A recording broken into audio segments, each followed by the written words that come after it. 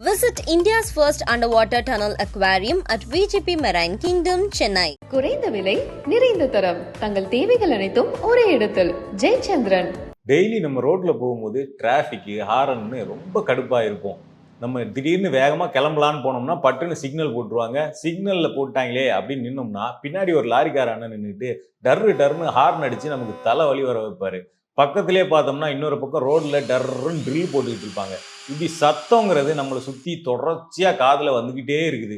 என்னடா வந்ததுலேருந்து சத்தத்தை பற்றி பேச ஆரம்பிச்சிட்டோமே அப்படின்னு தோணுதா? சத்தத்தை பற்றி நம்ம பேச வேண்டிய நேரம் வந்துடுச்சு. அப்படி என்ன சத்தம் முக்கியம் அப்படின்னு பார்த்தோம்னா எல்லா ஊர்லேயும் தான் சத்தம் கேட்குது. ஆனால் நம்ம ஏன் நம்ம ஊரை பற்றி பேசணும் அப்படின்னா, சத்தத்தால் நம்ம ஊரில் தான் பல பிரச்சனைகள், இங்கே மோசமான பிரச்சனைகள் வரப்போகுது அப்படின்னு ஒரு அதிர்ச்சிக்குரிய ரிப்போர்ட் வெளில வந்திருக்கு. இந்தியாவில் இருக்கக்கூடிய மெட்ரோபாலிட்டன் சிட்டிஸ் அப்படின்னு சொல்கிறோம்ல, பெங்களூரு, மும்பை, ஹைதராபாத், சென்னை, இந்த மாதிரியான முக்கிய நகரங்கள் இருக்குல்ல, இந்த எல்லா நகரங்களை விட சென்னையில் தான் அதிக சத்தம், நாய்ஸ் பொல்யூஷன் இருக்குது அப்படின்னு ஏற்கனவே மத்திய மாசு கட்டுப்பாட்டு வாரியம் அப்படின்னு சொல்லக்கூடிய சிபிசிபி அறிக்கை வெளியிட்டு இருந்தாங்க. இப்போ சென்னை ஐஐடி நடத்தின ஆய்வு என்ன சொல்லுதுன்னா, சென்னையினுடைய சத்தம் அப்படிங்கிறது ரொம்ப ஆபத்தான இடத்தை நோக்கி நம்மளை நகர்த்திக்கிட்டு இருக்கு அப்படிங்கிற ஒரு அறிக்கையை வெளியிட்டு இருக்காங்க. அந்த அறிக்கையில என்ன சொல்லியிருக்காங்க அப்படிங்கிற தகவல்களை நம்ம இப்போ பார்க்கறதுக்கு முன்னாடி முதல்ல நாய்ஸ் பொல்யூஷன்னா என்ன அப்படின்னு தெரிஞ்சுக்க வேண்டிய தேவை இருக்கு. ஏன்னா வாட்டர் பொல்யூஷன், ஏர் பொல்யூஷன் இதை பற்றிலாம் நம்ம கேள்விப்பட்டிருப்போம். அதனால என்ன பிரச்சனைகள் வரும் அப்படிங்கிறத பற்றி ஒரு நாலேஜ் நமக்கு இருக்கும். ஆனால் நாய்ஸ் பொல்யூஷன் அப்படிங்கிறது இருக்குல்ல, சத்தத்தினால அப்படி என்ன பெரிய பிரச்சனை வந்துட முடியும் அப்படின்னு நமக்கு இயல்பான ஒரு கேள்வி இருக்கும். அந்த நாய்ஸ் பொல்யூஷன்னா என்ன அப்படின்னு முதல்ல தெரிஞ்சுக்கணும். ஐரோப்பாவுடைய என்விரான்மெண்டல் ஏஜென்சி என்ன சொல்லுதுன்னா, ஐரோப்பாவில் மட்டும் ஒவ்வொரு வருஷத்துக்கும் பார்த்தோம்னா இந்த நாய்ஸ் பொல்யூஷன்னால, சத்தத்தினால 12,000 பேர் சாகுறாங்க அப்படின்னு சொல்லுது. 48,000 பேருக்கு ஹார்ட் டிசீஸ் வருது அப்படின்னு சொல்றாங்க. அப்படின்னா இதோடைய வீரியம் என்னன்னு நம்ம புரிஞ்சுக்க முடியும். இப்ப நமக்கெல்லாம் தெரியும், சத்தங்கிறத நம்ம டெசிபல் அப்படிங்கிற ஒரு மெஷர்மெண்ட் மூலமா அளவிடுவோம். உலக சுகாதார நிறுவனம் சொல்லக்கூடிய WHO இருக்குல்ல, அவங்க என்ன சொல்றாங்கன்னா, இந்த டெசிபல் கணக்கு சொல்றோம் இல்லைங்களா, அதுல DBA அப்படின்னு ஒரு வேல்யூ சொல்றாங்க. அது 65 டெசிபலுக்கு மேல இருந்ததுன்னா அது நாய்ஸ் பொல்யூஷன் அப்படின்னு அவங்க டிஃபைன் பண்றாங்க. இப்ப இந்தியாவுடைய சிபிசிபி அவங்க டிஃபைன் பண்ணிருக்கிறது, பொல்யூஷன் கண்ட்ரோல் போர்டு, அவங்க என்ன டிஃபைன் பண்ணிருக்காங்கன்னா 70 டெசிபலுக்கு மேல சத்தம் இருந்ததுன்னா அது நாய்ஸ் பொல்யூஷன் அப்படின்னு டிஃபைன் பண்ணிருக்காங்க. இப்ப இதுல இருந்து நம்ம பார்க்கும்போது நாய்ஸ் பொல்யூஷன் அப்படிங்கிறது 75 டெசிபலை தாண்டிடுச்சுன்னா அது ஹார்ம்ஃபுல்லான ஒண்ணு அப்படின்னு பார்க்கப்படுது. அதே 120 டெசிபலை தாண்டிடுச்சுன்னா அது ரொம்ப பெயின்ஃபுல்லு, அதனால மோசமான விளைவுகள் ஏற்படும், பல நோய்கள் ஏற்படும் அப்படின்னு சொல்லப்படுது. அப்ப எவ்வளவுதான் இருந்தா நார்மல் அப்படின்னு பார்த்தோம்னா, பகல் நேரத்துக்கும் இரவு நேரத்துக்கும் வெவ்வேறு அளவீடுகள் இருக்கு. பகல் நேரத்துல 65 டெசிபலுக்கு கீழே இருந்தா அதுதான் பாதுகாப்பான அளவு அப்படின்னு சொல்றாங்க.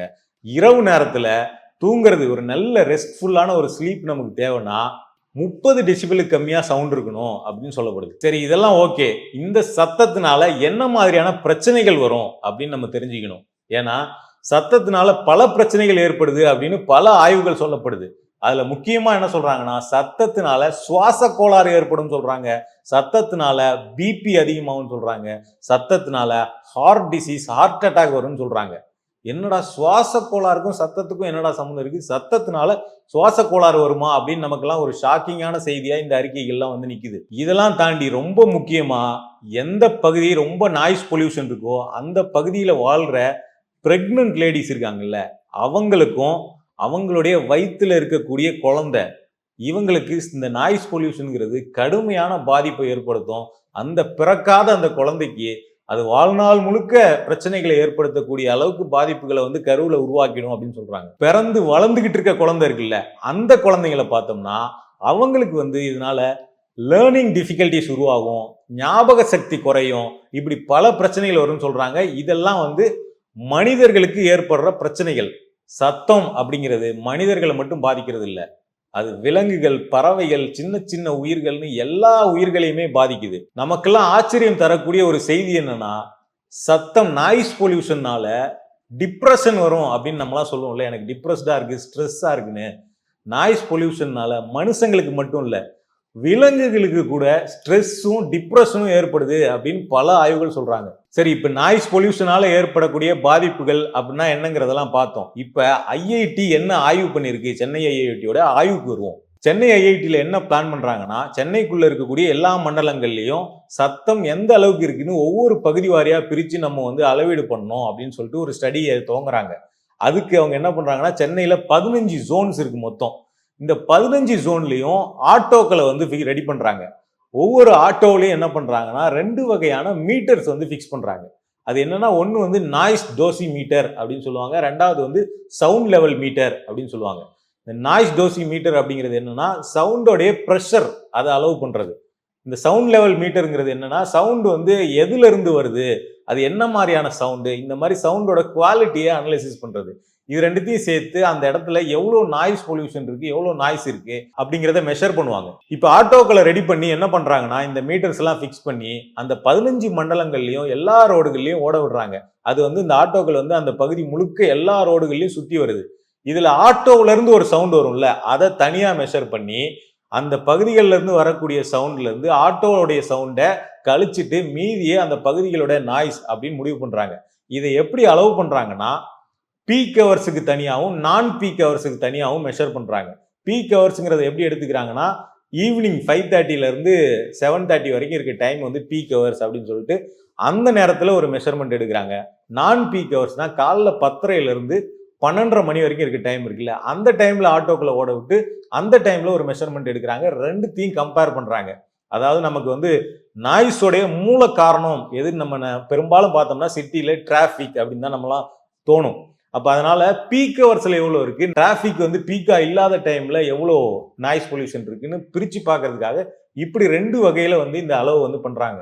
அதுல அவங்களுக்கு கிடைச்ச ரிசல்ட் என்ன அப்படின்னு பார்த்தோம்னா, பீக் ஹவர்ஸ்லயும் சரி நான் பீக் ஹவர்ஸ்லயும் சரி இந்த 2 நேரத்துக்குமே நாய்ஸ் பொல்யூஷன்ல பெரிய டிஃபரன்ஸ் இல்லை அப்படிங்கிறத கண்டுபிடிச்சிருக்காங்க. அதாவது இந்த 2 டைமுக்கும் இடையில இருக்கக்கூடிய டிஃபரன்ஸுங்கிறது வெறும் 0.8 டெசிபிள் தான். அப்படின்னா சென்னைன்றது 24 மணி நேரமும் அல்லது பகல் நேரம் முழுவதும் சத்தத்தோடயே இயங்கிக்கிட்டு இருக்க ஒரு மாநகரமா இருக்கு அப்படிங்கிறது தான் இந்த ரிப்போர்ட் சொல்லக்கூடிய ஒரு செய்தி.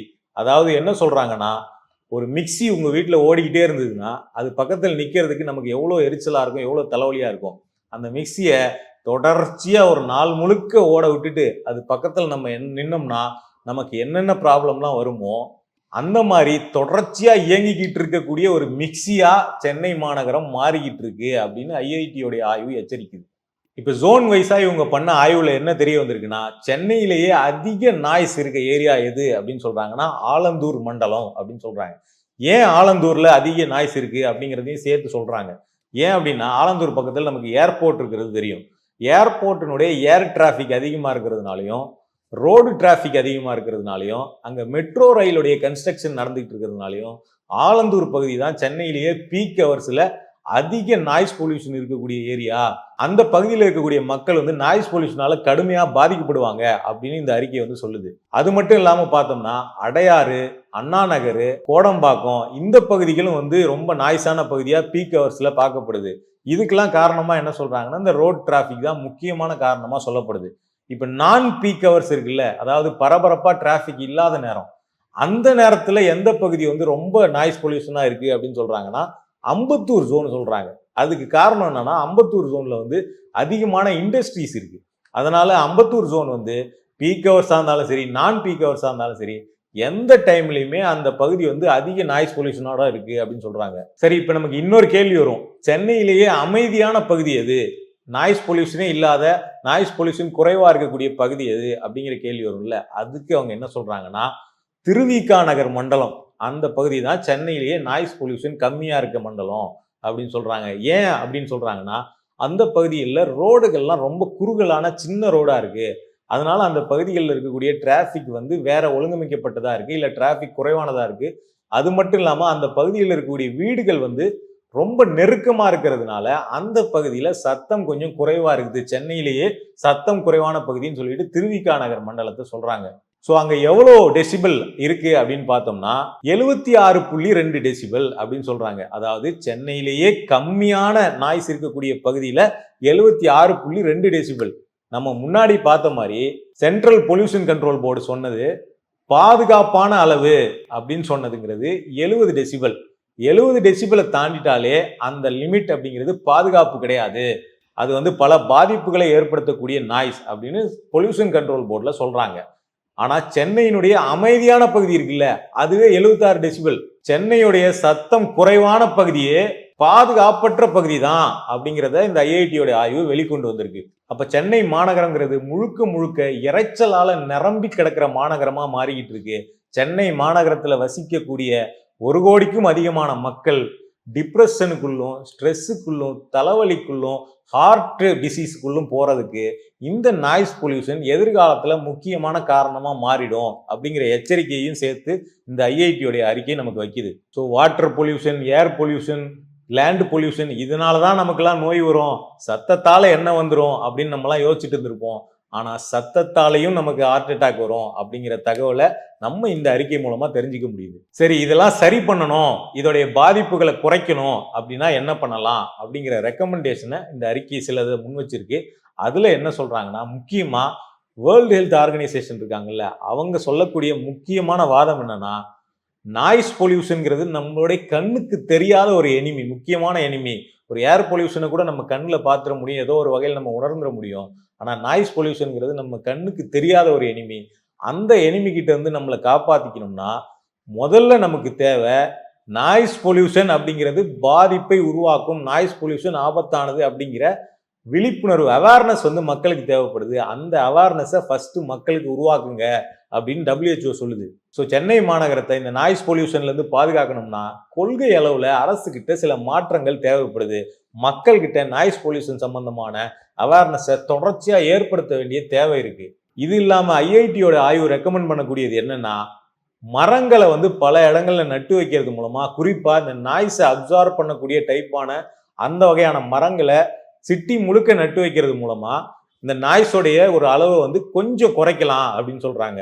இதெல்லாம் தாண்டி முக்கியமா அவங்க ரெக்கமெண்ட் பண்றது கன்ஸ்ட்ரக்ஷன் இருக்குல்ல, அந்த கன்ஸ்ட்ரக்ஷன்ல மாற்றங்களை கொண்டு வரணும் அப்படின்னு சொல்றாங்க. அதாவது கன்ஸ்ட்ரக்ஷன், வீடு கட்டுறாங்க, கட்டடம் கட்டுறாங்க, இந்த கட்டடங்கள்லயே நாய்ஸை அப்சார்ப் பண்ணக்கூடிய மெட்டீரியல்ஸ், அதாவது உட்டு, மட்டு, இந்த மாதிரி வந்து பல மெட்டீரியல்ஸை வந்து எக்ஸ்ட்ராவா ஆட் பண்ணி நாய்ஸை அந்த கட்டடங்கள்லாம் ஈர்க்கிற மாதிரியான ஒரு ஸ்ட்ரக்சரை கொண்டு வந்து கட்டடங்களை கட்டுறதுல மாற்றங்களை கொண்டு வந்தா இந்த நாய்ஸ் பொல்யூஷனை கொஞ்சம் கண்ட்ரோல்ல கொண்டு வரலாம் அப்படின்னு சொல்றாங்க. அப்ப டிராபிக், வாகனங்களினுடைய உருவாக்கம், கட்டடங்கள், இப்படி பல வகையில இந்த நாய்ஸ் பொல்யூஷனை கண்ட்ரோல் பண்றதுக்கு மாற்றங்களை கொண்டு வர தேவை இருக்கு. இதுக்காக அரசாங்கம் கொள்கை அளவுல பல மாற்றங்களை ஏற்படுத்த வேண்டிய தேவை இருக்கு. சென்னை ஐஐடியோட இந்த ஆய்வு அதிகமா விவாதிக்கப்படணும் அப்படிங்கிறத மின்னம்பலம் மூலமா உங்ககிட்ட முன்வைக்கிறோம். Visit India's first underwater tunnel aquarium at VGP Marine Kingdom, Chennai. குறைந்த விலை, நிறைந்த தரம், தங்கள் தேவைகள் அனைத்தும் ஒரே இடத்தில். ஜெயச்சந்திரன். மின்னம்பலம்.com, தமிழின் முதல் மொபைல் பத்திரிகை.